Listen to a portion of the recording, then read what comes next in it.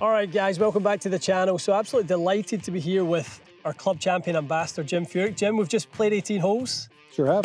Hopefully, if you guys haven't seen that video, please dive in and see how we got on. The goal was to beat the Mr. 58 tag. We were trying out there. There we go. So we made some birdies, we made some eagles, yeah. And you'll need to find out just how many. Go and watch the video. But here we're going to take a deep dive into your equipment, Jim. We had a really good chat on the way around. It was fascinating to hear you talk about your equipment and the preferences you have. And we were just chatting there about the Champions Tour, you know, maybe being sort of, they have less presence out there for the manufacturers, the OEMs. They do, right? they do, absolutely. More so, the PGA Tour is the show. That's the big show, and that obviously is the presence. And understandably, those are the guys that, you know, we all watch on TV. We all want to play the equipment they're playing. And I think naturally because of that, some clubs that become favourites, there's not as much pressure. We talked earlier on about the pressure to change, you know, almost dreading the new cycle coming, and you've really got yourself attached to something. I don't have an equipment contract right now, and I haven't had for over a year. So, you know, what you see in my bag is usually what I just really happen to like it right now. What works? You know, something might come along, I might like it a little better, but you got an old shaft there. That's Old Faithful. I tell you, I mean, this was got to be right around sort of 2010, 2011, somewhere. It's probably about 15 years old. Yeah, without a doubt. At least. And that's the thing with shafts. You can, if you find something that really works for you, really it can become pretty timeless as long as you still really enjoy how it loads and feels. I've been trying. You know, heads are getting bigger. You know, companies are talking about more stable for bigger heads. But I always find myself, anytime I get in trouble and I'm a little worried about the way I'm driving it or my game, I kind of go back to what I like, and that shaft is definitely one that I lean on a lot. Right. So we've got the Triple Diamond Max. We've got it in 9-degree neutral standard on the cog. Let's see what weights we got in there. 12 in the back, so pretty heavy to offset, obviously playing at 44.5. 44.5. Yeah. So something I'm comfortable with. 10 grams in the front, 12 in the back. So really stable. You see a lot on tour. You see a lot of, you know, when these clubs are sold, you'll see maybe 14 and 2. You see a lot of more weight in the back. On the PGA Tour, you see a lot of very, very close to the same weights, you know, on front and back. And so this has a little bit more in the back, but overall, trying to make it as stable as I can. And you know, you back weight it, you start putting that heavy weight in the back, that's going to help you get the ball up in the air, but it's also going to help you turn it over a little easier, and not really the ball flight I'm particularly looking for. Is that just trying to create balance so you're not leveraging too much of one lever, like forgiveness versus distance, low spin versus, you know, high launch? Is it the balance of the weight configuration? Yeah. Sometimes, and you know what, it'd be interesting to hear your opinion on this. Sometimes in the old days, I thought it was just easier. Like you pulled a club out, you hit it, you either liked it or you didn't. You couldn't do much to it. Now we're tinkering. We're going to change the loft, the face angle. We're going to change the weights. That's going to be spin. That's also going to be start a ball and curvature ball. And I don't know. Sometimes I think if the head isn't close to start, then it's not going to get close. If that makes sense. I would really agree with that. You shouldn't try to make an apple out of an orange. And so I think when you've got pretty neutral weights here, and I'm playing in an NS, which is a standard setting, I kind of like the fact that everything's set up very neutral, and I like the ball flight off of it. And today when we were out there, I mean, you kind of had your control of it. It was a really good day off the tee. I don't think you missed the fairway. I don't think there was one. Might have, but I had I really haven't driven the ball very well for me in the last couple of years. My back's bothered me. But I've been working on some things, and I haven't been. It's funny, I haven't been playing a ton of golf, and I tend to swing the club a little better when I'm not, which was not something I'd say most of my career, but if I play golf, you know, 2 or 3 times a week, I feel my back hangs in there, and I've been working pretty hard on driving the ball for the last 6 months or so. So hopefully I turn the corner and get driving it well again. That was a staple of my career. 100%. I mean, I would say that's what I've known of Jim Furyk growing up watching golf, just relentless off the tee. I was there at 06 at K Club for the Ryder Cup. I was there at Celtic Manor in 10. I was at Glen Eagles in 14. All Ryder Cups that you played. Yeah, we lost all those. I know. Thanks for bringing up those memories. Appreciate that. But I mean, I remember especially 06. You were going in there, I think, world number 2, I believe, at that time. In and around that, you were really playing some incredible golf. And it just, you know, those matches just didn't feel like you missed it, especially off the tee. No, that was a staple. I hit the ball really, you know, I never hit the ball that far. I was average in length for a lot of my career, but I hit a lot of fairways. I feel like the strength of my game was always kind of my iron game and wedge game and around the greens. And so being able to put the ball in fairway and kind of set up the rest of what I was really good at was key for me. It's huge. Talk to me about this one, because I was surprised to see this in your bag, and I also have it, the little AI Smoke mini driver. Yep. You were saying you really enjoy this thing. I do. I got it from, I got it out of the Callaway Tour trailer. I went to visit some of my President's Cup players in Memphis at the playoff event there at FedEx, and popped my head in my Callaway trailer, the old Callaway trailer. I represented them for so many years, so many good friends, and they had recently come out with, you know, a mini driver. TaylorMade's had one for quite some time, and they were telling me how good it was. So they handed me, I had got an 11.5 and a 13.5, and I poked around with it for about 4 to 6 weeks afterwards. Wasn't playing a ton of golf, and when I started playing again after the President's Cup, I started messing around with it, and I like the 11.5. I like the 13.5. For me, gave me with that shaft, gave me a little bit of a weaker ball flight, a little too much spin. I didn't have the pop that I was looking for.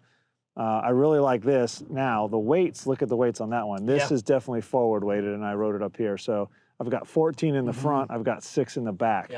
I think these are a little, personally, I think they're a little draw biased, and they have plenty of spin. And so what I'm doing with that 14 in the front, you know, but I'm telling the folks that are listening, 14 in the front, 6 in the back, I'm taking some spin off the golf ball and also making it less draw biased. It you know, it makes it more cut biased, or in my opinion, I think it makes it very neutral. And so that setup just kind of, once I got the weighting right, I put that same shaft in it. I have it, because it's a little shorter, I have it tipped a little bit more. I think my driver's tipped 3/4 of an inch. That's from an old shaft. This is in about 43 3/4, I think. But tipped 1.5 versus 3/4 of an inch in the driver. And you can, to be honest, you can go seamlessly between driver and mini driver. Like you've done that most of the day. Yeah, today. I'm actually more comfortable with this. Is like that right? if when in doubt, I'm hitting that mini driver out there. And it's funny, I was on I have both TrackMan and quad. I was on my quad out here about a month ago, and I was curious in the difference in distance. And literally 6-7 yards probably in carry. It wasn't. Now the driver's going to roll out a little bit farther, but what I noticed is on mishits, the smaller head. It wasn't that I got real crooked, but I lost a lot of distance. I mean, I mishit my driver. You know, that day I might have been carrying my driver, say, I don't even want to say what it was, because I'm not hitting it very far anymore. But say I was hitting my driver 255, and I was carrying the mini like 248, 249 on a good one. When I mishit it, all of a sudden that 248 went to 228, like that. Where I mishit the driver, that 255 was, you know, 247. It wasn't a big difference. And so to me, like what we're doing now, like trying to limit the golf ball and trying to, I think if you made us, as tour pros, made us play a little smaller headed driver. Make a huge difference, wouldn't it? The ball's, it's not going to go that much shorter, but the mishits are going to go a lot shorter. So now if you want to swing out of your shoes and try to catch one, you better hit it really solid. And I think that's, for me, I'd rather test the talent hitting the ball solid every time rather than off the side of the face. And for everyone that says tour pros hit everyone dead in the middle, man, I see T marks all over that face. These guys are swinging so hard at it that, they do hit it solid. And when they're trying to just hit it solid, they will. But when they're trying to hit it 330 yards in the air, every one of them is not coming out, exactly how they want. One of, I would say that this was the star of the show today, this thing. It was. Wasn't it? The Callaway utility with 19 degree, 80 gram X-Flex, Tensei 1K, blue. You were saying that you were at an event, was it at Firestone? So I was at the Senior Players at Firestone, one of my favorite courses. Wasn't overly happy with the 5-wood that was in my bag at the time. As we said, I'm kind of a free agent, so happened to be walking across the range. Callaway bag was there. There was a Tour Edge bag there. I was just poking through clubs. I've had a lot of success with that blue Tensei. Tensei shaft throughout my career. That UW19 was sitting there, and I was like, that might hit it. And I pulled it out, and I actually loved the ball flight. I think it was Tuesday on the range. I put it in play on Thursday. So just kind of hit me good. I hit a bunch of good shots with it that week. and it stayed in the bag ever since. And so it's just kind of a nice find. I love, again, you look at it, it's not adjustable. Yep. Right? You can change the weight of it with a little, but you're not going to do much to it other than swing weight. It's either right or it's wrong. And I love the fact that you pick it up, you hit it. If I didn't like it, I would have put it right back on the bag and walked away, but it ended up being absolutely perfect. It sounds like it hit the yardage I wanted as well. There's patterns to when you start talking about equipment, and I would say center of gravity being forward seems to be your preference. Again, this is another one, taking a 5-wood body and sort of shrinking that down a little bit and having the weight a little closer to the face. It seems to me like having stability where you don't feel like you're going to get that club over-rotating is something that, you know, will show up for you. And it's funny, when they first came out with these UWs, I tried some of them. I had a left miss with them quite often. Yep. Not sure why. In my head, I had this, well, they're draw biased, and I didn't like them. And I don't know if, you know, this is a newer model. Honestly, I'm not sure because I didn't really pay much attention. I just happened to pick it up and, you know, hit it very straight early on. Didn't feel like I had any, you know, I'm not worried about it ever going left. So it's been a good club for me. It really, really is. Your 4-iron is not part of your iron set. Correct. It's a Tour Edge Exotic C722 utility with the Ventus Blue 9X. You had a couple of really nice ones with this today as well. You look like you can play with your flight a little bit. You can flight it down. I can hit it high, hit it low. Yeah. Again, Tour Edge has a pretty good presence on the Champions Tour. Yep. Bag out there. Always have kind of wanted, you know, I was a good long iron player through most of my career. People told me that all the time. And I said, well, as short as I hit it, I had to hit them all the time. So I had a lot of practice. But, you know, as we get older, the first thing I started noticing I was losing distance in was my long irons. Right. And so, you know, you're having a hard time launching them, enough speed to keep the ball in the air. And so I've always been looking for like a utility type iron that I liked. I think two things. A lot of times the heads are big, and they're big from heel to toe. And so for me, that changes the shaft dynamic. Wants to toe down a little more. The ball tends to usually want to be a little more cut biased on a bigger headed. You know, the CG's moved farther away from the shaft. And so I never felt comfortable. I also felt like I caught a lot of flyers. Like you'd hit that one, let's say my 4-iron was going 200, 200, 200, you'd hit one and you'd go, uh-oh, and all of a sudden you'd get a 208 or 209 where it'd get hot. And so I like the profile of this club from heel to toe. It's very short. Tends to be able to, I can hit it from a bunch of lies. And then I think when you're dealing with the utility iron, you've changed the CG in that club compared to the rest of your set. And so it's hard to try to play the same iron shaft because it's going to make, that head's going to make the shaft react different than the rest of my set. So messing around with this blue Venice, it's a hybrid shaft in there, and it just, I guess it just worked. It's the best I can say. So kind of got lucky on that one, ordered a couple of them, and that was the one that I picked and liked. I love hearing you talk about sort of the role CG plays in face rotation and launches. Is that something, were you taught that by reps? Were you, because I wouldn't expect to really talk to many tour players about that. I asked a lot of questions young in my career, and I noticed that when whatever company I was with, they come out with a new set of irons, a new driver every year, and you see different ball flights. And, you know, we get used to making a swing, looking up and see that ball in a window top to bottom as far as height and trajectory. You also see a curvature of the ball. And, you know, I'd get a set of irons from one year to the next, and I'd be hitting the ball really well, 7-iron on the range, and I'm peeling off just a little, say a 10-foot, 15-foot fade with a 7-iron on the range. And then they bring the new set in, exact same specs, same loft, same lie, same shaft, and the ball's going out, and it's just wanting to fall left. Like it gets up, looks like it wants to cut, and it goes a little left. And then you're like, well, is it too upright? Is it? And it's just, you know, if that CG is a little bit tucked more towards the shaft, it's going to want to turn over a little easier. And so you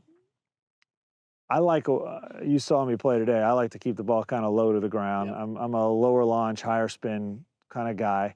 I play a ball that does that. I usually gear my equipment to making that work.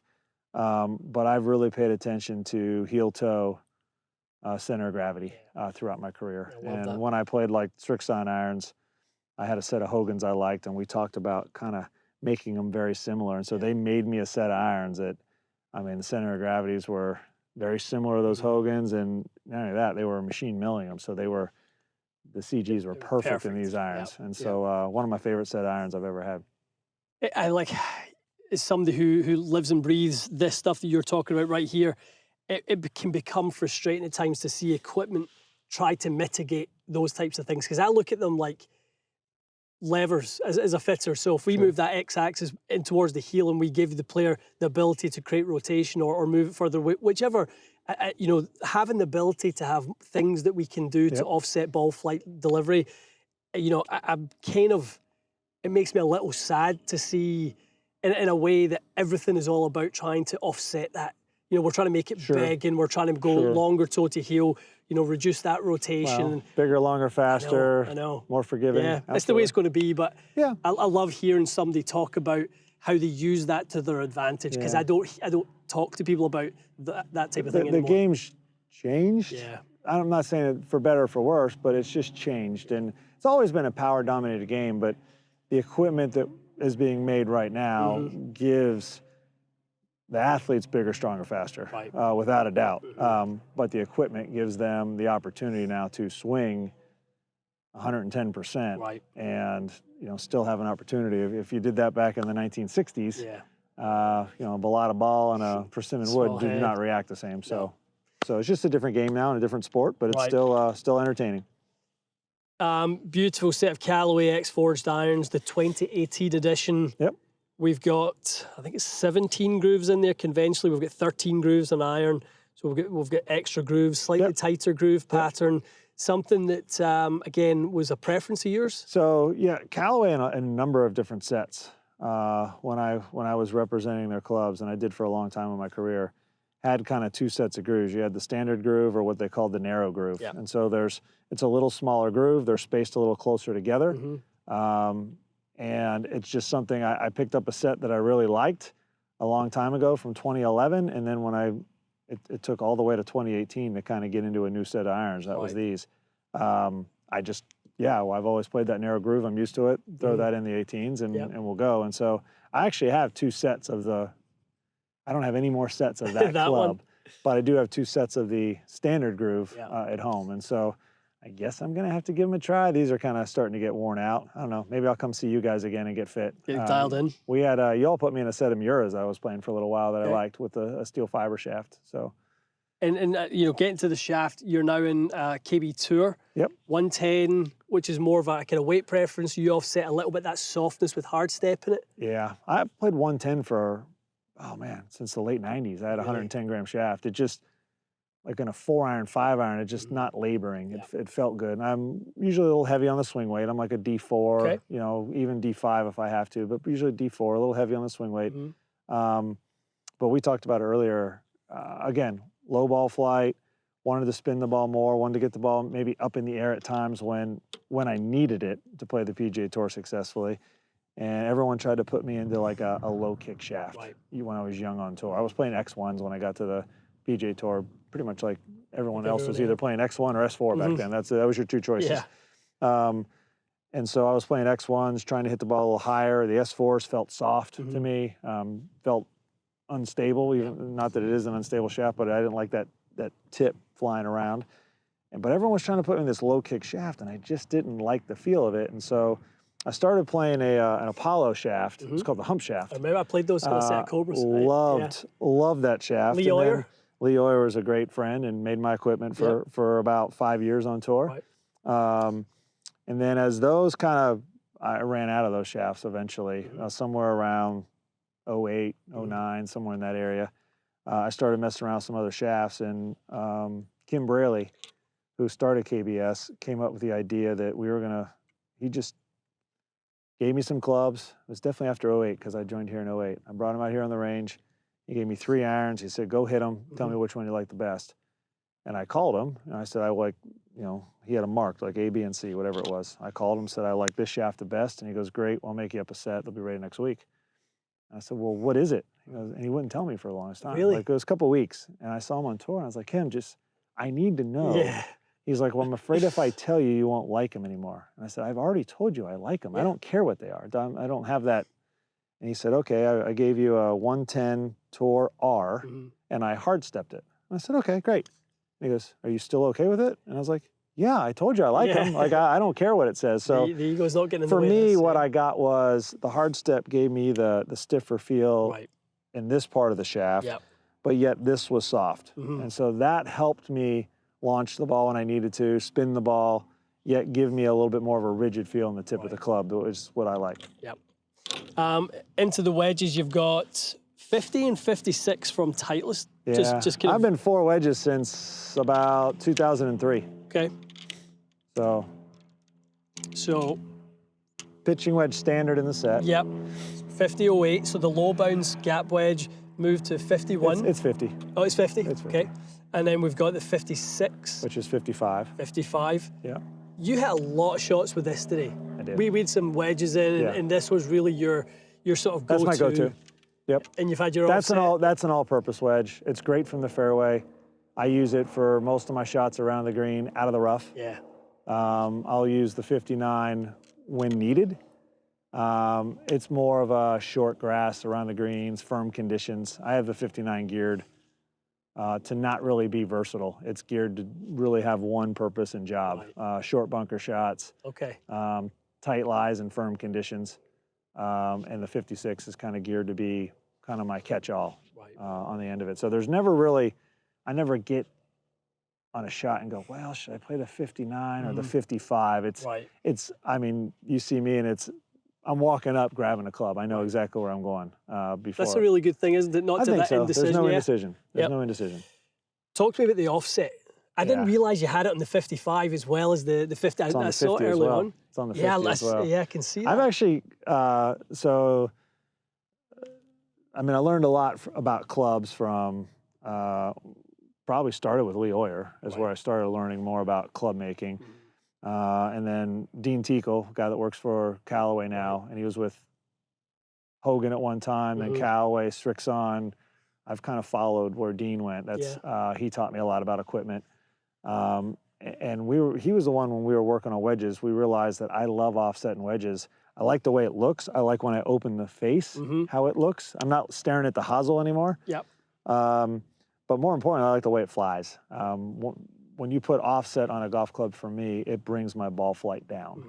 And when you think about great wedge players, they don't hit loopy shots. They throw darts. They hit a flat trajectory that falls softly with spin. I can do that a lot better with a club that has offset than one that doesn't. And quite honestly, that's kind of where I made my living. I made my living from about 120 yards and in on the PGA Tour. And when I got to the tour, I was not an elite. I thought I was a really good wedge player leaving college. And then I got to the tour level and I watched elite players and I went, yeah, I don't do it like that. And so I kind of changed my ball. I changed my wedges, and then I changed some technique and worked really hard on it for about 3 or 4 years and became, in my opinion, a very, very elite wedge player, one of the best in the game. I love that. Yeah, I mean, you're not going to see clubs off the shelf anymore that look like that. No. Those are really, really unique. And I had to find, Artisan makes that 59. Yeah. I had to find someone that could make that club for me again. I got away from it from, let me see, I joined up with Callaway again back in 2012. And from about 2012 to 2020, I kind of got away from playing a wedge that had that much offset in it. We got a little in there. And also got away from, I love the fact that this head is so small as well. It's tiny. So I think because of that, it allows you to do a lot more through the turf, and there's not as much interaction. And it's dense. There's a lot of meat in this club and thickness. It just feels good. So moving into the putter. Yeah. How long have you had this guy?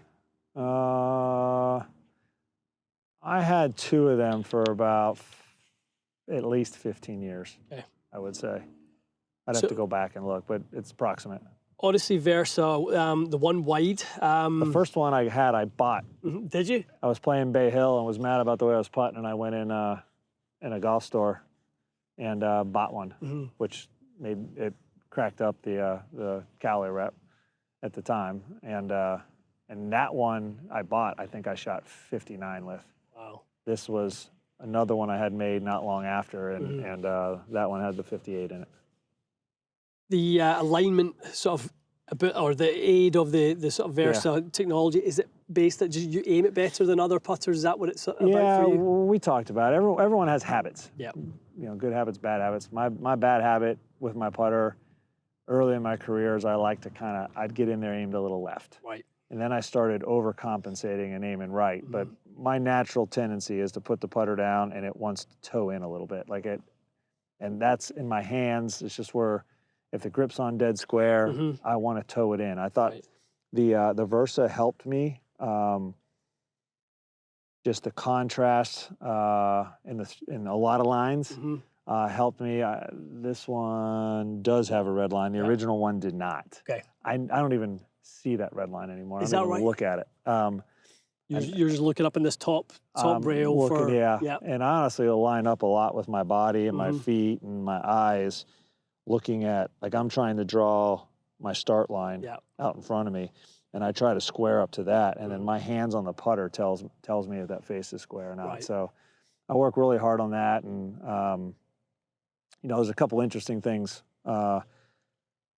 putter-wise. I love the white hot face. Yep. To me, best feel. I think a milled Scotty Cameron, you know, a milled stainless or a milled, I'm trying to think of carbon steel putters have great feel. My next favorite would be the white hot face. Right. So I always have played the white hot face. This one's got a little different bend. It's a little cleaner. Instead of a double bend, it was a special order. It's got a single bend. Yep. Very common in Scotty Cameron putters. Might have stole that idea there. Learned a lot from Scotty throughout my career, especially early in my career. The hang, if you look at the hang, I would consider that, like the face balance, I call that 3 o'clock. Yep. My hang's always about 4. Right. Right. Answer's probably more like 4:35. And then you got your 8002 that's kind of more like a 6. I've always been comfortable with about a 4 o'clock hang. And then you can go to the grip. There's a bunch of interesting things with the grip on that one. Well, that was one of the first things I'd noticed when you were kind of setting into it. I was looking at the sort of the right ridge of the grip, and I'm, you know, kind of seeing it on top. And I think actually Mike had said he knew that you'd kind of set the grip a little bit that way. And talk to us about your preference just for kind of comfort for the hands and how it kind of guides the face. I started doing it one year at the Masters. My dad's my teacher. He was watching me putt, and I kept telling him, I feel like I'm hitting the putts just a little in the toe and I'm pulling them. And he was watching me, and he finally was like, you know, it's day before the Masters. He's like, do you really want me to, you know, do we really want to talk about this day before the tournament? I was like, yeah, it's driving me crazy. And he said, well, your face is shut at address, like you're toeing the putter in. And I was like, so then I said, all right, where's it square? And he, you know, he'd get behind me and he'd say right there. And I'd look down and go, oh God, it's like, I feel like I'm going to miss it a cup right. So the idea was, let's put the grip on. I put the grip on a little open. I mean, a teeny bit, you know, a couple degrees. And putted that way for a long time. This one is funny. It's a funny story. I didn't tell you out on the golf course. I was coming to play around a golf out here one day with some friends, and the grip was just miserably old. And it was, you know, slick and worn, and so I cut it off, put it on in my office at home, and threw it in the bag and didn't think much of it. You know, kind of played with it, you know, like we all do for 15 minutes, trying to make sure it's just perfect, and threw it in the bag and didn't think much of it. Woke up in the morning, came out to the course, got to the first green because I never had any practice putts, and instead of being about let's say 5 degrees open, it was 40 degrees open. And I reached down and went, oh God, like what happened? I don't know what it turned. I've never had a grip turn on me like that. No, I've never heard of that happen either. And I don't know why. I mean, I set it in the bag. I've got no idea. I should have maybe just sat it upright, let it dry. Right. Anyway, putted that day, and I really liked the way I putted. And I wasn't playing a lot of golf at the time. It was like off season, and putted good. And I just kept it on there for a while just to see, and it ended up really liking it. Again, it happened a little bit by accident. I always had it on a little open. Yeah. Or I shouldn't say always. There were times in my career I had a little closed, square, open. I tried a bunch of different things, but second half of my career, it's always been a touch open, and this obviously is way open. But when I close my eyes and put my hands on it, the putter sits square for me. Yeah. Happy accident. It's funny how these things, these things happen, and you know, especially something like that, it's It only hard to took me explain, 30 years on tour, you to know? figure it out. You have a unique golf ball. You play the Pro V1 Star. Yeah. A golf ball that most people watching this won't have heard of. Right. That has more of an old school launch and spin kind of characteristic to it. Launches a bit lower, spins a bit more. That's you. I guess the way you grew up, seeing those windows, seeing the ball flight, you just want to replicate that throughout. Yeah, you know, a lot of folks ask if I'm giving up distance, and I mean, I may be, but it's funny. Like the new school train of thought is, you know, company comes out with a new driver, and all of a sudden you get a mile or 1 or 2 miles an hour faster, and I see a younger player immediately take their driver out of the bag and they put the new, well, I got it, 1 to 2 miles an hour. Right. You still have to hit the fairway in the golf course. And 1 to 2 miles an hour, it's not like we're talking about 15 yards. We're talking about 3, 4 yards. Yeah. So as long as the optimization of launch and spin comes with it. Right. I mean, sometimes you can get the speed, and that's. But just for speed, and so for me, like, I said I haven't been driving the ball very well. My game hasn't been really in very good shape for a couple of years, and a lot of it's due to the injury. It's created some bad habits. And so what do you see me do? Well, when things are going bad, I go back to shafts that I know. Right. The reason a couple of reasons I like this driver head is a lot of the Callaway product is like real short from heel to toe. It's like a short, fat driver, and it doesn't look good to me. And you look at this one, and it's a much longer heel to toe driver. Without a doubt. It just looks better to me, and it has the spin profile that I want. And so what do I do in the Mini? I go right back to the old driver shafts. You know, we talked about me having success with the Tensei. Yeah. I was playing a set of clubs that had steel fiber shafts in them. I went back to my KBS. Right. So I'm trying to kind of what's comfortable, what do I like? And then the golf ball, it's no secret. If you'd have given me this golf ball, if you'd have given me the present day Pro V1 or Pro V1X 20 years ago, the equipment wouldn't fit it. Yeah. But we would have said it's a high launch, low spin product. I can't chip with that. It's it's a different product. And we wouldn't have been open-minded to it. But slowly, year after year after year, we've kind of snuck up to a spot where the golf ball is drastically different. The problem is I haven't done a good job, I guess, of changing with the equipment. So I like to see that lower launch, higher spin. That's where the window is. And I kind of went to that ball to do the same thing I'm doing here. Shafts that I'm comfortable with, clubs that I've played really well and won tournaments with. Yeah. And so trying to grab a ball that kind of is more that profile so that I can see the shots and kind of go back to what I knew best to try to get my game back. I think that's important for so many people to hear that same thing, that not always look for something new if they're struggling a bit with their game. Maybe go back to something that worked for you and get that good feel back. And, we're all about optimization, right, at Club Champion, all about optimization and making sure that the equipment is maxed out from performance. But there's being optimized and there's being efficient. And sort of, making sure that you know what it's going to do. Yeah. There's a point at which optimization. What wouldn't you say, though, by going back to your old equipment, you may, the new might still be fine, but maybe you're not optimizing it in the correct way, if that makes sense. Yeah. And so I still have brand new heads. I have a lot of new equipment, but trying to pair it with some stuff that I feel comfortable with to optimize it, I guess. I tell you what, it was pretty darn good out there today. It looks like you've got equipment that you kind of, know exactly what every tool in the toolbox is going to do. I'm comfortable now, that's for sure. Absolutely. You use literally just about everything. Today you used all of your 4-iron utility where you used the mini driver, the driver. So you never stayed away from anything. I always think that's a good sign. No. I see that, though. Yeah. I see that. Where the club I see the most on tour played away from is a 3-wood. Yep. And it's usually the longer the hitter, it's more common that they like to play away from the 3-wood. And I think that's why this mini's become so popular. Agreed. But I see them either hitting driver or long iron. Yeah. They don't like hitting 3-wood off the tee very often. And it's interesting because I was playing with a young guy, a young college player, and real high swing speed. I was still playing decent at the time.